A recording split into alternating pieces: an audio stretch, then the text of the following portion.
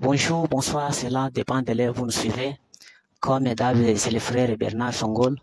Aujourd'hui, nous sommes encore sur votre plateforme avec notre invité, le pasteur Léani, le pasteur de l'épouse de l'épée du roi tabernacle. Le pasteur, bonjour.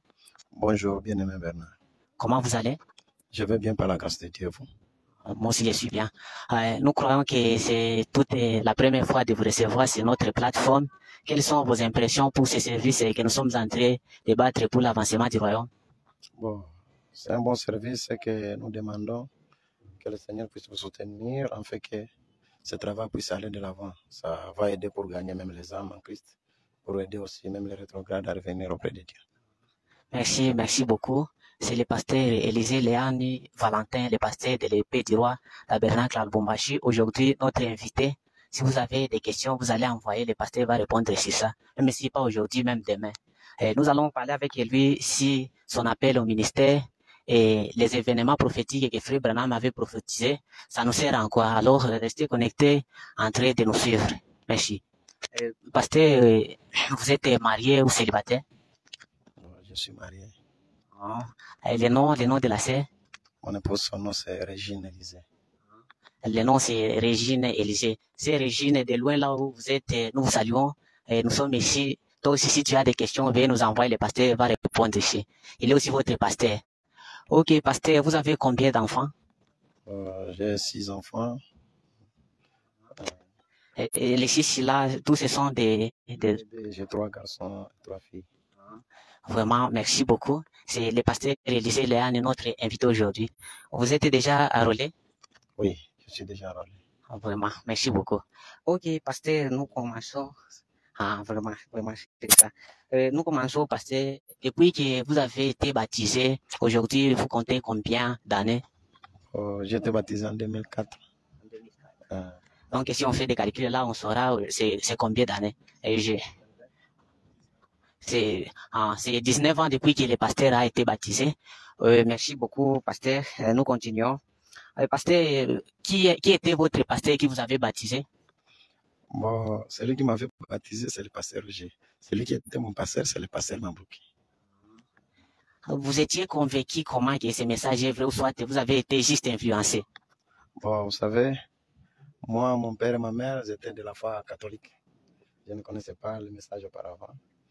Mais un jour, quand je suis allé chez ma grande sœur, j'ai trouvé qu'il y avait une église là à côté, j'ai commencé à fréquenter. Mais ce qui m'avait attiré plus, c'est la vie que menait ce pasteur-là. Quand je les voyais, de façon qu'ils exposaient la parole de Dieu, mais je pouvais vérifier leur vie. En partant de leur vie, ça m'a attiré. Ça m'a attiré pour que je puisse leur poser certaines questions bibliques qu'ils m'ont répondu. Alors, cela m'a convaincu. Vraiment, ce n'était pas juste comme ça. Cela a convaincu les pasteurs. Voilà pourquoi il est aussi brebis. Parce qu'un pasteur, c'est aussi un brebis. Mais si pasteur, si ça ne vous dérange pas, parce que beaucoup n'aiment pas qu'on puisse leur poser la question comme celui-ci. Vous avez combien d'années si ça ne vous dérange pas? Je suis de 1988. Ok, vous allez faire vous-même des calculs. Nous vous rappelons que c'est le pasteur Élisée Léane Valentin, le pasteur de l'église épée et du roi tabernacle à Lubumbashi. Pasteur, nous commençons notre point essentiel, c'est sur l'appel au ministère. Pasteur, comment vous avez su que vous êtes réellement appelé pour servir Dieu? Parce qu'aujourd'hui, nous voyons les gens, aujourd'hui, ils servent Dieu juste par le courage. Comment vous pouvez nous dire que la chose qui vous avait convaincu réellement que vous êtes appelé pour servir Dieu? Bon, tout au début, j'ai commencé à voir les songes. Et après, c'était des visions. Mais c'est là, je disais, quand je voyais des visions qui se répétaient, je disais que bon, je peux servir Dieu parce que je ne voulais pas le servir. Je pouvais dire que je peux servir Dieu même dans la vieillesse. Alors, mais plus le temps avançait, surtout quand j'ai fait l'expérience du Saint-Esprit, cela est devenu pour moi une pression. C'était incapable pour moi de me contenir. J'ai commencé à prier le Seigneur pour que le Seigneur puisse me conduire, me montrer quoi faire. C'est un peu ça. Donc, si vous n'avez pas oublié l'année depuis que vous avez senti l'appel, aujourd'hui, ça fait déjà combien d'années? Bon, l'année, pour dire l'année, bon, J'ai commencé à voir, même j'ai même mes cahiers, mes anciens cahiers là, où j'écrivais les visions, les songes. C'est depuis 2005 où je voyais cela.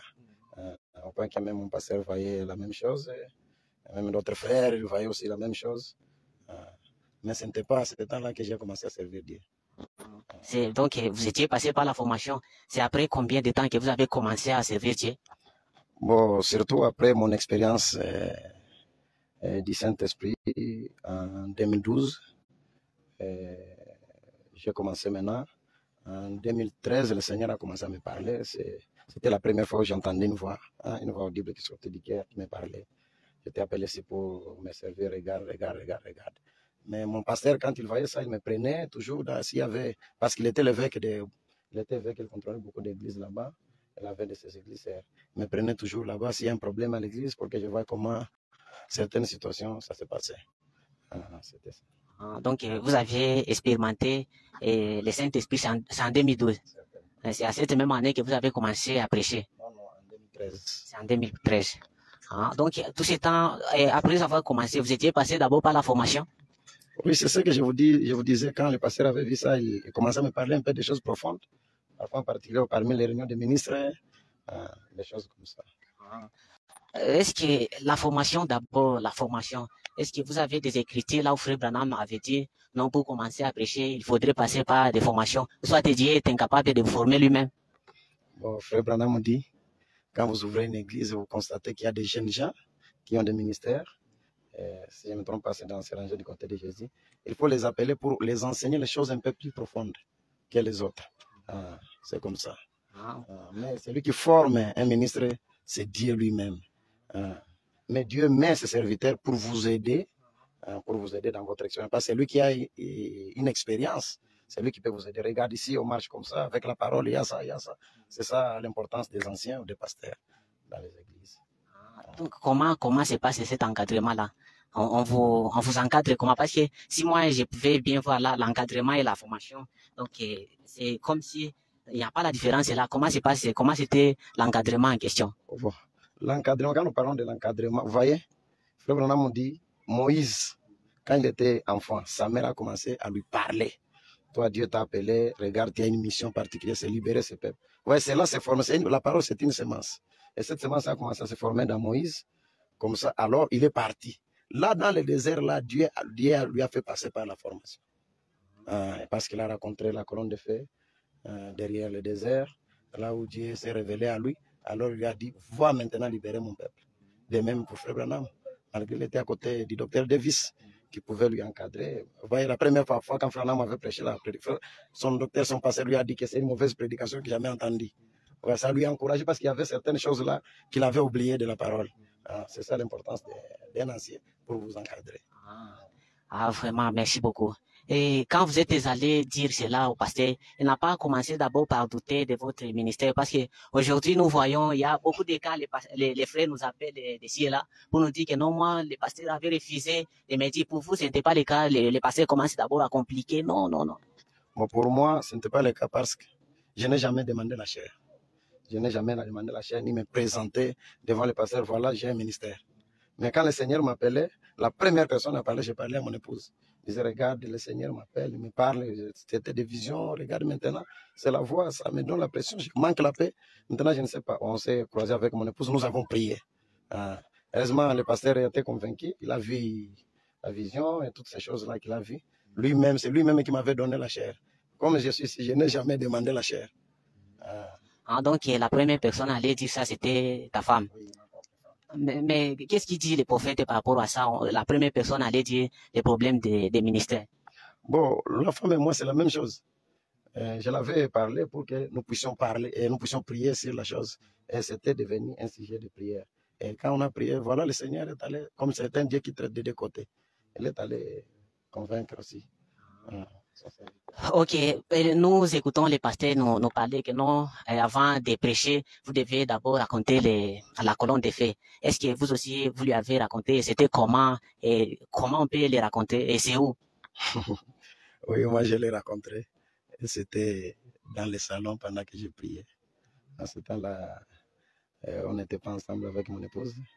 Pendant que je priais, j'ai vu l'ange du Seigneur qui est venu me visiter. C'était comme ça. Donc, c'est que... J'ai vu Saint-Jean d'expérience, j'ai vu aussi Saint-Jean d'expérience. Donc, ce que le prophète nous avait dit là, c'est voir l'ange, ce n'est pas avoir les expériences du Saint-Esprit. Ce qu'il nous disait là, le prophète, c'était de raconter comme Moïse l'avait fait. Bon, Moïse a rencontré la colonne de feu. La colonne de feu, c'est l'ange du Seigneur. C'est la même personne. Quand on parle de la colonne de feu, on parle de l'ange du Seigneur.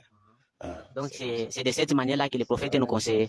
Donc, on ne peut jamais... Alors, vous ne pouvez pas, frère, on me dit que vous ne pouvez pas passer derrière la chair aussi longtemps que vous n'avez pas encore rencontré la colonne de feu face à face. Faire l'expérience du baptême du Saint-Esprit. Ok. Vous venez de suivre ce que le pasteur nous dit. Donc, pour commencer à prêcher, vous devez d'abord croiser vous-même comme ça, et non pas des songes, vous les croisez comme ça vous-même. Là, vous pouvez maintenant commencer à prêcher. Merci, pasteur. Nous vous rappelons que c'est le pasteur Élisée Léane, le pasteur de l'épée du roi Tabernacle depuis la ville de Lubumbashi. Nous continuons. Si vous avez des questions, veuillez nous envoyer. Le pasteur va répondre sur ça.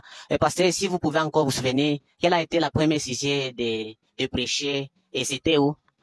J'avais prêché sur l'étape actuelle de mon ministère. C'était ça, ma première prédication. L'étape actuelle de mon ministère. C'était à Robot Shiba, au niveau de Kamaramba. Vraiment. C'est même pasteur là qui vous avez baptisé ou soit notre pasteur? Non, c'est lui qui m'avait baptisé, c'est le pasteur Roger. Il est ici. Il est ici dans la ville de Lubumbashi, actuellement. Ok, merci beaucoup. Nous voyons votre église ici. Vraiment, moi d'abord particulièrement, j'ai félicité ça. Ça a déjà fait combien d'années depuis que vous avez commencé? L'église a commencé ici en septembre 2017. Donc si on fait des calculs là, au moins 5 ans. 5 ans déjà. 5 ans. Nous entrons maintenant dans le 6e. Quelles sont les difficultés que vous avez eu à rencontrer pour ces périodes-là, surtout au début, quand vous étiez encore au début là? Bon, vous voyez bien aimé, le début a été toujours difficile. Le début a été toujours difficile. Ben, on n'est pas là pour énumérer les difficultés, parce que si on parle de difficultés, c'est nombreux. Mais nous savons que Frère Nam nous dit que le sang de Jésus-Christ est un langage plus élevé. Au lieu de parler sur les petites choses, on parle sur les grandes choses. On a rencontré beaucoup de difficultés, étant donné qu'on a commencé dans des difficultés. Vous voyez, il n'y avait pas de moyens, il n'y avait pas de ceci. On comptait sur l'appel, sur Dieu. Alors, on est passé par des périodes difficiles pour trouver seulement un endroit parce que quand j'avais commencé, je pouvais me rappeler, parce que se trouve parmi vos questions, je pouvais me rappeler la première prédication que j'avais prêchée là chez moi, c'était sur Dieu tient sa parole. Parfois, on a me dit que nous croyons, si Dieu vous dit une chose, il va amener cette chose-là à s'accomplir, quoi qu'il en soit. Si la chose ne s'accomplit pas, donc ça ne vient pas de Dieu. Mais si Dieu vous parle, il va accomplir. Alors je me suis tenu sur ça. Après une prédication que j'ai prêchée, c'était Dieu tient sa parole. Et je pouvais me rappeler en ce jour-là, on était à peu près 7 personnes. J'étais mon épouse et moi, plus les enfants des voisins. Un certain dimanche, j'ai prêché sur Dieu tient sa parole. Ok, merci beaucoup. Vous n'avez pas divisé l'église là où vous étiez sorti parce qu'aujourd'hui, nous commençons à voir les ministres. Et quand il quitte, il prend l'influence qu'il avait dans l'église, il prend ses brebis là où vous étiez sorti. Vous n'avez pas divisé l'église? Je n'avais pas divisé l'église. Frère Branham me dit dans condamnation par représentation, quand un ministre sort, vous allez quelque part pour l'évangile, vous devez vous appuyer sur la force de votre propre ministère. Un ministre ne doit pas passer dans les maisons des gens ou commencer à influencer les frères. Venez un peu, écoutez ici. Non, ce n'est pas un ministre envoyé de Dieu. Un ministre envoyé de Dieu doit compter sur la force de son ministère. C'est comme ça. Alors, moi, c'est le Seigneur qui m'avait dit, et quand on cherchait, le Seigneur m'avait dit, commence l'œuvre ici, je vais envoyer mes enfants. Nous étions en prière avec mon épouse, alors le Seigneur s'est révélé à nous.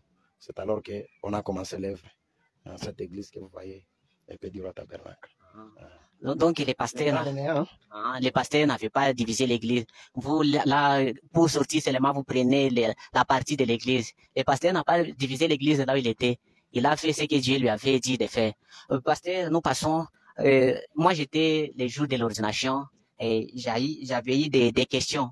Non, les pasteurs, pourquoi il a été ordonné par les pasteurs amis de Kinshasa ou qu'il avait laissé les pasteurs ici à Lubumbashi? C'était quoi et pourquoi vous avez fait ça? Ok. Vous savez, à moins que les gens ne connaissent pas, vous pouvez vous demander ça peut-être, ils ne connaissaient pas. Comme je vous disais là, mon pasteur, c'est le pasteur Mabouki.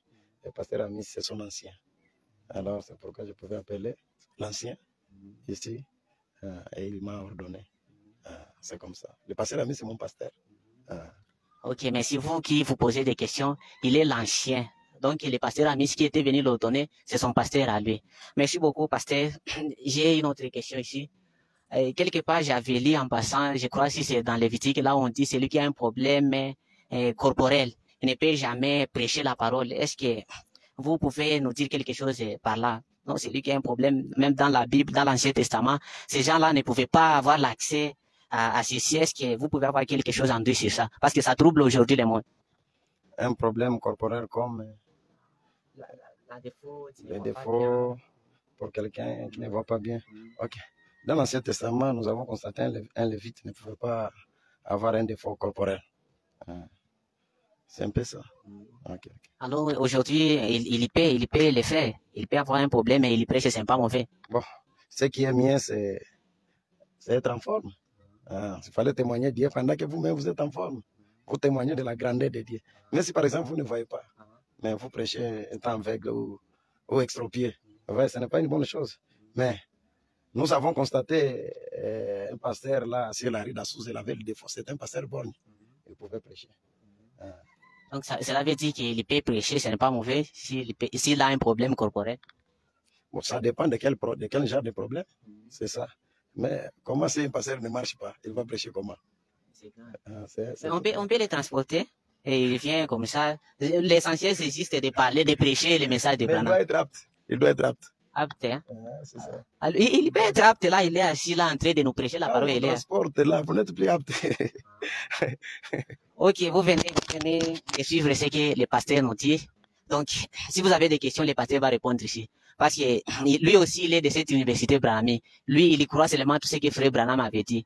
Alors, envoyez-nous vos questions, le pasteur va pouvoir répondre. Même s'il ne répond pas aujourd'hui, il peut les répondre même après 2 jours ou 3 jours. Alors, restez toujours connectés. Nous continuons. Et pasteur, nous prenons notre dernière partie qui est les événements prophétiques. C'est ça. Et c'est le frère là qui va au moins m'aider. Quelle est l'utilité de ce que Frère Branham avait prophétisé pour ces derniers temps, les événements là, non, c'est ça qui arrivera quand Jésus viendra, ça nous sert en quoi? Bon, quand il y a les événements prophétiques, vous voyez, Frère Branham nous dit, quand Dieu parle, ça sort de son souffle de vie. Et Dieu ne peut pas parler pour parler, c'est pour nous mettre en garde. Pour nous mettre en garde, en fait, que nous soyons prêts pour le départ. C'est ça. S'il y a les événements prophétiques, ici, du temps de la fin, c'est pour nous aider à nous préparer, en fait, que nous ne soyons plus dans la distraction. Oui, merci beaucoup, pasteur. C'est le pasteur Élisée, l'épée du roi tabernacle. Vous dites que les événements doivent certainement s'accomplir. C'est ce que vous voulez dire. Nous n'avons pas bien compris votre réponse. Nous n'avons pas bien compris la... Ma réponse était proportionnellement à la question qu'on m'avait posée. Il a dit l'importance des événements. C'est ce que je lui ai répondu. Mais quand les prophètes parlent, la parole d'un prophète n'échoue jamais. Je pouvais vous dire, par exemple, le prophète Élie dans l'Ancien Testament. Quand le prophète Élie a parlé, il a prophétisé qu'Akab ici, les chiens vont lâcher son sang. Vous voyez, malgré que lui, le prophète Élie pouvait partir, mais la parole qu'il a prononcée continuait toujours à marcher. Vous voyez, et Dieu lui-même qui avait parlé, parce qu'un prophète c'est la bouche de Dieu, Dieu lui-même qui avait parlé pouvait se demander qu'est-ce que je peux faire pour amener la parole d'Élie à s'accomplir. Mais c'était la parole de l'Éternel au travers d'Élie. Alors, quand Dieu a dit qu'est-ce que nous pouvons faire, c'est alors qu'un esprit méchant est allé dans la présence de Dieu. Vous connaissez bien l'histoire. Alors il a dit, non, nous allons mentir ces prophètes-là, afin qu'ils prophétisent par les mensonges, afin que la parole d'Élie puisse s'accomplir. Parce que le roi va mettre le cœur dur, il ira aux batailles. Et là, il va mourir. Merci beaucoup, pasteur Élisée. Pasteur Élisée, maintenant, quel est l'impact de l'accomplissement de ces événements? Bon, l'impact, à moins que nous puissions vous parler des événements tels que le prophète les a dit, parce que ce n'est pas à moi de dire l'impact. Quand un prophète parle, c'est lui-même qui avait parlé, répondre à sa place. C'est lui-même qui va répondre à sa place. Oui, Frère Branham. Moi, je crois aussi ce que Frère Branham dit. Ce qu'il dit, on se tient à cela. Ok, nous tous, nous tenons à cela. Ça, quel impact? Frère Branham peut nous répondre. Tel que nous avons ici les visions, les 7 visions que le prophète avait vues. Nous pouvons prendre dans 70 semaines de Daniel. Nous commençons par le paragraphe 211, 212, 227. Je vais lire ici.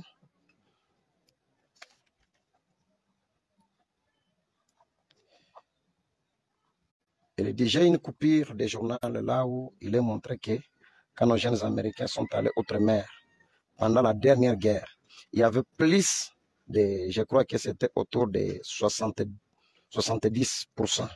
Oh, attendez une minute. Et je crois que c'était 3 sur 4 de ceux qui étaient partis outre-mer, dont la femme avait divorcé d'avec eux. Avant qu'ils ne soient revenus, et en gros caractère, la machette dit que sont devenus les maires des Américains. Vous vous souvenez d'avoir vu ça? L'Assemblée dit Amen.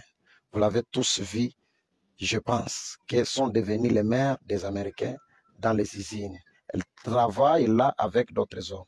C'est le pays de la femme. Qu'est-ce qu'elle va avoir? Un dieu femme ou une déesse. Et puis, après là, je me suis retourné.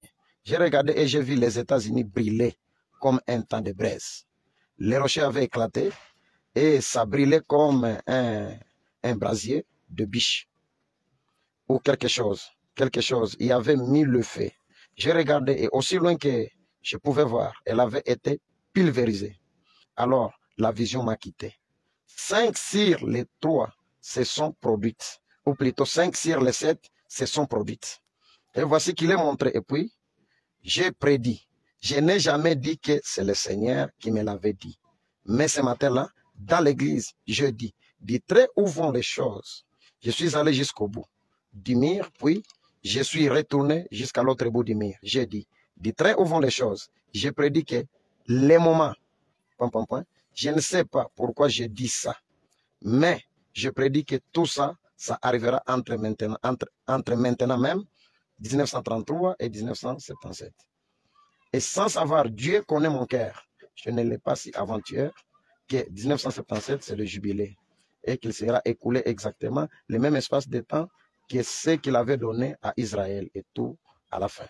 Alors nous sommes, et là, nous voilà à la fin de la 70e semaine qui est sur le point de commencer. Nous ne savons pas à quel moment l'Église partira. Oh là là, qu'est-ce que nous pouvons faire, mes amis? Où en sommes-nous? Voyez-vous, ce que nous sommes maintenant, l'Assemblée dit Amen. Comprenez-vous la 70e semaine de Daniel?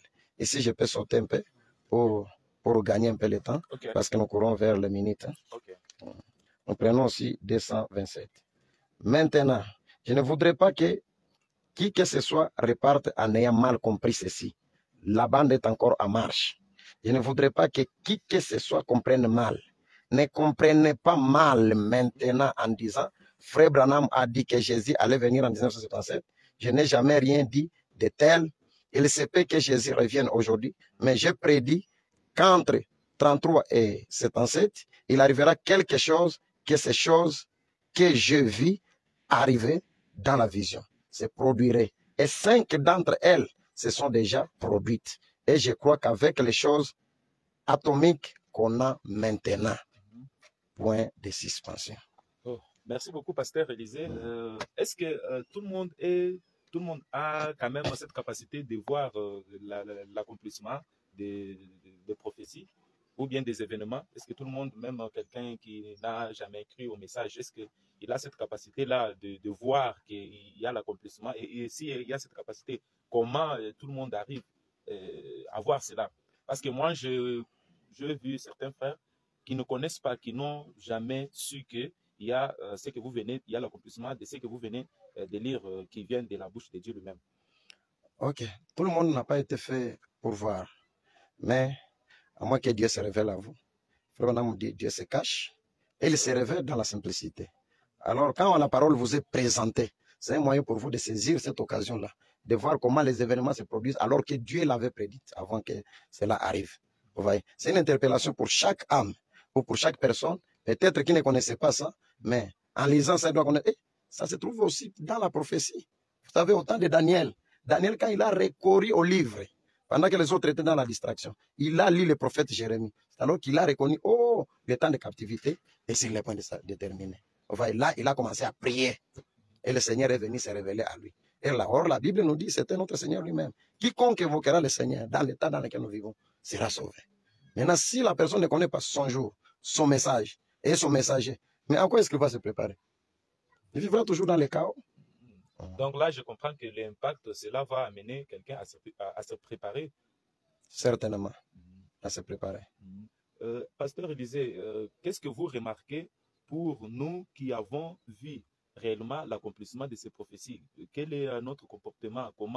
Qu'est-ce que vous remarquez aussi le comportement de nous qui avons réellement vu et qui croyons qu'il y a les événements qui sont rendus clairs? Qu'est-ce que vous remarquez? Quel est notre comportement face à cet accomplissement-là? Bon, le comportement, vous savez, je ne peux pas répondre une question que quelqu'un d'autre pouvait répondre. Donc moi, je peux me mettre à ma place ou aider ceux qui sont dans la distraction. Parce que nous constatons aujourd'hui, beaucoup de gens sont dans la distraction. Beaucoup de gens sont dans la distraction. C'est comme s'ils ne savent pas les jours dans lesquels ils vivent. Ils vivent. Vous voyez, les gens vivent comme ils veulent. Vous voyez, aujourd'hui, on commence à aller à l'église comme l'accoutumée. Vous voyez, il faut aller prier, il faut aller chanter, écouter un bon sermon pour y retourner. Mais les gens oublient le nécessaire. Chercher Dieu, avoir le Saint-Esprit, arriver à l'adoption. Les gens oublient toutes ces choses-là. Vous voyez, ils n'ont pas le temps de se préparer. C'est quand ils sortent de l'église, ils entrent dans ses affaires. Ils oublient. C'est une situation vraiment déplorable. En tout cas, merci beaucoup, Pasteur Élisée. Nous passons le micro à notre administrateur, Frère Bernard. Ok, nous vous rappelons, c'est toujours le pasteur Élisée Léane Valentin, le pasteur de l'église Épée du Roi Tabernacle à Lubumbashi. Pasteur, nous continuons. Vous venez de lire quelque part là où Frère Branham avait dit qu'il prédit que ce monde pourra prendre fin aux alentours de 1977. Est-ce que ce qu'il avait prédit là, se sont déjà matérialisés? Soit c'est comment là? Vous pouvez nous expliquer ça? Ou bien je peux relire parce que je ne peux pas expliquer. Je peux prendre. Ah oui. Lis-nous. Notre message. Ah, si vous n'avez pas compris au premier message, vous pouvez comprendre au deuxième message. Je sais que je peux prendre un autre message. Ici, nous pouvons prendre dans la brochure pourquoi prêcher le 28 novembre 1960. Nous allons lire encore là-bas. Le prophète lui-même va expliquer. Parce que si moi j'explique, vous voyez, ce n'est pas une bonne chose. Nous sommes appelés à répéter ce que disent les bandes. Oui. Et surtout, comme nous sommes dans l'université, la chose qui m'attire chez le pasteur Élisée, lui, il est de cette université branhamique. Il lui répète seulement tout ce que Frère Branham avait dit. Donc, si vous venez avec des idées, non, par mes expériences, nous ne croyons pas à cela. Lui aussi ne croit pas à cela. Alors, restez, le pasteur va nous lire les prophètes Branham. Vous, les universitaires, il veut nous lire notre étude ici que nous étudions sur Branham. Alors, patientez là, il va vous lire. Regardez pourquoi. Ok, parce que si on peut au moins, si y a moyen de donner même juste ce qu'il avait dit là, on peut le lire même à la maison. Ok, vous prenez pourquoi, paragraphe 92. Vous prenez Shalom, paragraphe 74. Ça va. Que vous trouvez là-bas, puis je vais prendre encore l'âge de tuature, paragraphe 222. Je vais lire ici. L'âge de tuature. Tout ce qu'il vient de nous donner là, ce sont des écritures. Vous allez lire ça à la maison. S'il y a quelque chose qui vous complique, vous allez pouvoir nous envoyer, même si les commentaires là, le pasteur va répondre. Il va vous lire d'abord aussi quelque chose. Pourquoi? Vous pouvez me passer là. Pourquoi, paragraphe 92. Je vais lire ici pour compléter toujours. Même idée du prophète. Paragraphe 92, frère nous dit ceci. Nous voyons les grandes réunions et conférences qui ont été annoncées il y a 2500 ans avoir lieu. Il y a 1 ou 2 semaines, nous voyons l'âge atomique. Hier soir, j'ai cité une prophétie qui m'a été donnée en 1933 concernant les 7 choses qui devraient arriver. L'Allemagne, la ligne siège, Siegfried, l'élection présidentielle ou toutes ces autres choses. 5 d'entre elles se sont déjà accomplis. Il en reste 2. La venue d'une femme aux États-Unis qui prendra le pouvoir. Peut-être une église qui prendra le pouvoir pour diriger. Observez cela, c'est ainsi dit le Seigneur. Ensuite, j'ai vu qu'on a fabriqué une automobile qui ne nécessitait pas de volant à l'intérieur. J'ai vu ces Maginot, la ligne Maginot au lieu de la ligne Siegfried. La ligne Maginot. 11 ans avant, et je n'en avais parlé aux gens. C'est écrit dans les journaux. Il n'a jamais, à aucun moment, je défie quiconque qui se trouve dans la présence divine ou dans le monde de me montrer une seule fois où le Saint-Esprit a parlé et a annoncé ces choses et qu'elles ne se sont pas accomplies. Vous voyez, c'est vrai. Oh, dans quelle ère sommes-nous en train de vivre? Quel moment maintenant même? Un silence de mort quelque part. Voyez? Un silence de mort Quelque part. Il y a un silence de mort quelque part quand les gens voient comment les événements sont en train de s'accomplir. Les prophéties en train de s'accomplir. Quelque part, il y a un silence. Parce que Dieu ne peut pas parler sans que la chose arrive. C'est exactement. Et le monde marche toujours dans la cadence de la parole de Dieu. Donc, comme il avait dit là, selon vous, l'accomplissement a déjà eu lieu. Il dit 5 choses d'entre les 7 visions se sont déjà accomplies. Les 5 là, vous Ici. pouvez nous les donner. C'est ça que j'avais énuméré là-bas. Je peux Ok. prendre encore dans notre brochure. Si c'est Ok, on peut prendre moins le temps. Si, on peut passer. Là, j'ai suivi, vous avez dit de la femme qui va prendre une place un peu élevée en Amérique. Est-ce que cela s'est déjà matérialisé? des dispensations des gentils. Ok, c'est lui-même qui va nous dire si ça s'est matérialisé ou pas. Nous allons lire seulement Branham. Ok, il est de cette université. C'est ça la chose qui m'attire. On dirait que le pasteur Élisée a dit. Or, moi, je ne suis pas appelé à dire quelque chose. Vraiment, Comme vraiment. les autres ne sont pas appelés, nous avons la seule bouche autorisée qui est le prophète. Vraiment. C'est Branham ou rien. Vraiment, restez connectés entre de nous. Le pasteur va lire Branham parce que vous êtes de l'université Branhami. Vous prenez un peu là. Oui, le début et la fin des dispensations. Vous allez directement là, oui, parce que mon téléphone s'est connecté. C'est le début, mais le début. Le début et la fin des dispensations des gentils. On prend un peu. Je vous trouve ça facilement pendant que vous... Ok. Vous me trouvez alors ça facilement pendant que je cherche l'âge de l'église de Laodicée. L'âge de l'église de Laodicée. Nous prenons ici l'âge de l'église de Laodicée. Ok, je viens de trouver le début et la fin. L'âge de l'église de Laodicée. Nous pouvons prendre un peu ça pour voir ce que nous dit le prophète William Branham. Vous avez le débit? On peut prendre le débit aussi. On peut commencer par ça pour terminer avec ça. Le début et la fin des dispensations des gentils. Paragraphe 100. Prêché le 9 janvier 55. Paragraphe 100. Écoutons ce que nous dit notre prophète. Il dit ceci. Eh bien, Daniel avait l'assurance qu'à la fin de la dispensation des gentils, lisez-les.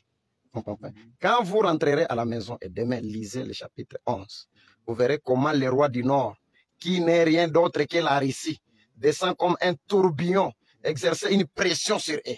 Et la grande bataille d'Armageddon sera livrée juste là près des portes de Jérusalem. Remarquez, oh j'aime ceci.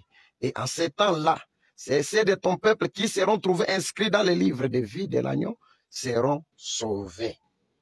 Vous voyez, là, ici, là, qui vient de s'élever, comme un tourbillon, là.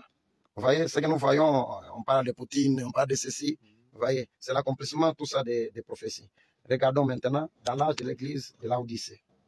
Nous prenons ici, nous lisons. L'âge de Laodicée a commencé vers le début du XXe siècle, en 1906. Combien de temps durera-t-il en tant que serviteur de Dieu qui a eu des quantités de visions dont aucune n'a jamais failli? Je prédis. Je n'ai pas dit que je prophétise ce qu'elle dit, mais je prédis que cet âge se terminera aux alentours de 1977. Si vous voulez bien me permettre ici, une note personnelle, je vous dirais que je fonde ce pronostic sur cette vision de première importance qui se sont succédés devant moi un dimanche matin en juillet 1933. Le Seigneur Jésus m'a parlé en disant que la venue du Seigneur était proche, mais qu'avant son retour, cet événement de première importance allaient se produire. Je les ai tous notés. Et ce matin-là, j'ai raconté la révélation du Seigneur. D'après la première vision, Mussolini allait envahir l'Éthiopie. Et ce pays allait tomber sous sa coupe. Cette vision a causé pas mal de remous. Et certains se sont mis fort en colère quand je l'ai raconté. Et n'ont pas voulu y croire. Mais elle s'est réalisée telle qu'elle. Il est tout simplement entré dans le pays avec ses armes modernes. Il a pris le pouvoir. Les autochtones n'étaient vraiment pas de taille. Mais la vision disait aussi que Mussolini aurait une fin horrible quand son peuple se retournerait contre lui. C'est arrivé exactement comme cela avait été dit. La vision suivante, qu'un Autrichien au nom d'Adolf Hitler s'élèverait et deviendrait le dictateur de l'Allemagne et qu'il entraînerait le monde dans la guerre. Elle montrait la ligne Siegfried et tout le mal que nos troupes auraient à la franchir. Ensuite, elle montrait que Hitler aurait une fin mystérieuse. Le domaine de la troisième vision était celui de la politique mondiale, car elle me montrait qu'il y aurait trois grands ismes. Des points. Le fascisme, le nazisme et le communisme. Mais que les deux premières seraient absorbées par le troisième. L'avant m'exhortait. Observe la Russie. Observe la Russie. Surveille les rois du Nord. Donc cette voie-là que je répète. La quatrième vision, là on parle un peu en détail, hein, selon la quatrième vision montrait les grands progrès que ferait la science après la Deuxième Guerre mondiale. Elle était couronnée par la vision d'une automobile dont la partie supérieure avait l'air d'une bulle de plastique. Téléguidée, elle parcourait des routes magnifiques et n'avait pas de volant, de sorte qu'on voyait les gens assis à l'intérieur jouer à un jeu quelconque pour passer le temps. La cinquième vision, qui avait trait au problème moral de notre âge, avait pour le point central les femmes. Dieu me montra que les femmes avaient commencé à quitter leur position en recevant le droit de vote. Ensuite, elles se sont coupées les cheveux, ce qui signifie qu'elles n'étaient plus sous l'autorité de l'homme, mais insistaient pour avoir des droits égaux, ou dans la plupart des cas, des droits supérieurs. Elles ont revêtu des vêtements d'hommes, elles se sont déshabillées de plus en plus, si bien que la dernière image que j'ai vue était celle d'une femme nue, à l'exception d'un petit tablier semblable à une feuille de figuier. Par cette vision, j'ai vu la terrible perversion du monde tout entier et son état moral lamentable. Puis, dans la sixième vision, une femme de la plus grande beauté, mais cruelle, s'éleva en Amérique. Elle avait un pouvoir total sur les gens. J'ai cru qu'il s'agissait de la montée de l'Église catholique romaine, mais je savais que c'était peut-être la vision d'une femme qui allait prendre un grand pouvoir en Amérique grâce au droit de vote des femmes. Dans la septième et la dernière vision, j'entendis une effroyable explosion. En me retournant pour regarder, je n'ai vu plus que des combes, cratères et fumées sur tout le territoire américain. En me basant sur cette vision, ainsi que sur les changements rapides qui ont balayé le monde depuis 50 ans, je prédis et je ne prophétise pas que ces visions seraient tous accomplies d'ici 1977. Eh bien, que beaucoup auront l'impression que cette affirmation est faite à la légère. Vu que Jésus a dit que personne ne connaît ni les jours ni l'heure, je continue à maintenir ce pronostic 30 ans après. Parce que Jésus n'a pas dit que personne ne pourrait connaître l'année, les mois ou la semaine où sa venue serait achevée. Donc, je le répète, je crois sincèrement que je me tiens selon ce que j'ai étudié dans la parole, ainsi que par l'inspiration divine, que 1977 pourrait bien marquer le point final des systèmes de ce monde et nous introduire dans le millénium. Je vais maintenant dire ceci. Quelqu'un peut-il prouver qu'une seule de ces visions était fausse? Ne se sont-elles pas toutes accomplies? Oui, chacune d'elles s'est accomplie. Ou est en train de s'accomplir maintenant? Mussolini a réussi à envahir l'Éthiopie, puis il est tombé et a tout perdu. Hitler a déclenché une guerre qui n'a pas pu terminer. Et il est mort mystérieusement. Le communisme a absorbé les deux autres ismes. L'automobile en forme de bulle, de plastique, est maintenant construite et n'attend plus qu'un meilleur réseau routier. Les femmes sont à peu près nues et se mettent même à porter des maillots de bain qui ne couvrent pas leur poitrine. Et l'autre jour seulement, j'ai vu dans un magazine, la robe même que j'avais vue en vision, si on peut appeler cela une robe. C'était une jarre de plastique transparent avec 3 points sombres qui ne couvraient qu'une petite partie des seins. Et il y avait en bas une zone sombre comme un petit tablier. L'Église catholique prend de l'extension. Nous avons eu un président catholique et nous en aurons sans doute un autre. Que reste-t-il? Rien, sauf Hébreux 12, 26. Lui dont la voix ébranla alors la terre et qui maintenant a fait cette promesse, une fois encore j'ébranlerai non seulement la terre, mais aussi le ciel. Une fois encore Dieu va ébranler la terre. Et alors, il en détachera tout ce qui peut être ébranlé. Ensuite, il la renouvellera. Tout récemment, en mars 1964, ce tremblement de terre qui a eu lieu le vendredi saint en Alaska a ébranlé la terre entière, sans toutefois la déséquilibrer. Mais par ce séisme perçu dans le monde entier, Dieu nous a mis en garde sur ce qu'il fera bientôt à une plus grande échelle. Il va secouer et faire sauter le monde maudit par le péché, mon frère, ma soeur. Et il n'y a qu'un endroit qui puisse résister. Et ce choc, c'est la bergerie du Seigneur Jésus.